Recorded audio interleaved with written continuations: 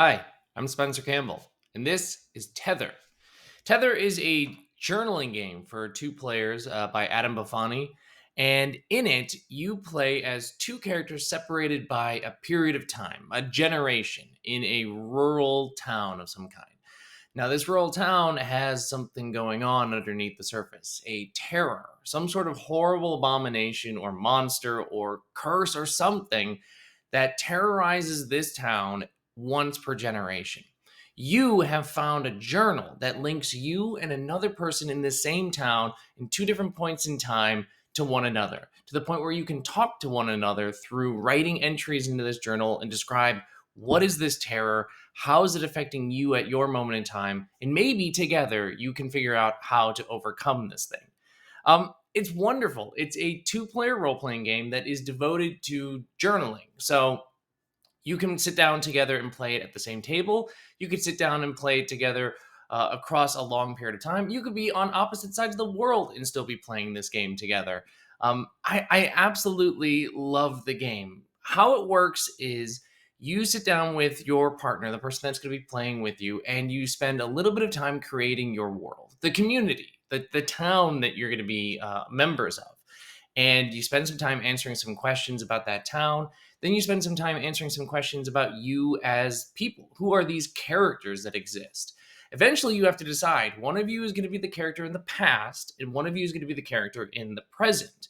At that point, you create a prompt deck. You use a standard deck of cards, you remove the face cards, and you set aside the aces. And basically, you put together a small 16 card prompt deck that will lead you through across 16 journal entries to telling a pretty spooky but awesome story about this terror and how you and your partner, in past or present, are trying to confront it. Um, I'm not going to spoil any of the prompts or anything like that because the whole point of the game is to read the prompts as they come up.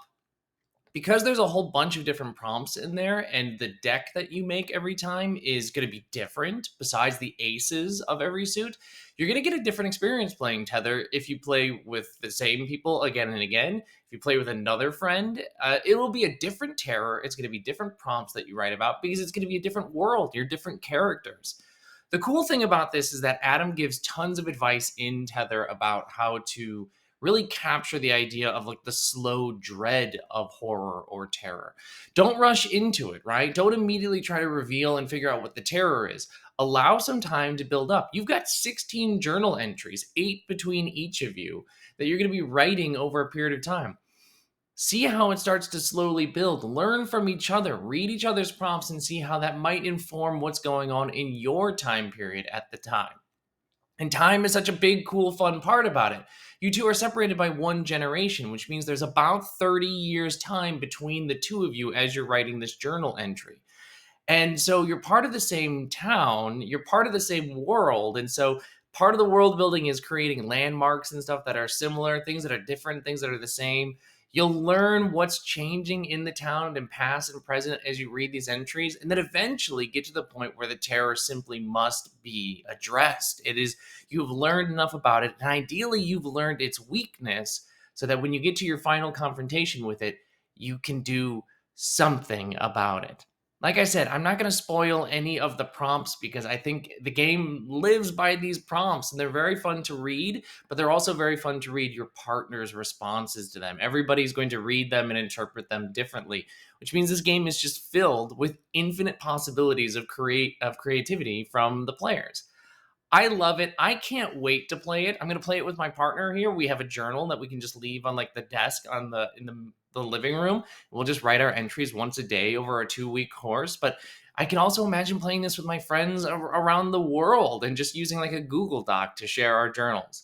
So the game is great. You can absolutely grab a physical copy now. They're still available. I love my physical copy. I sat down and read it this morning. Please do check out Tether if you want a great two-player game. If you're a fan of like horror or concepts of dread, if you like journaling games, this is the game for you.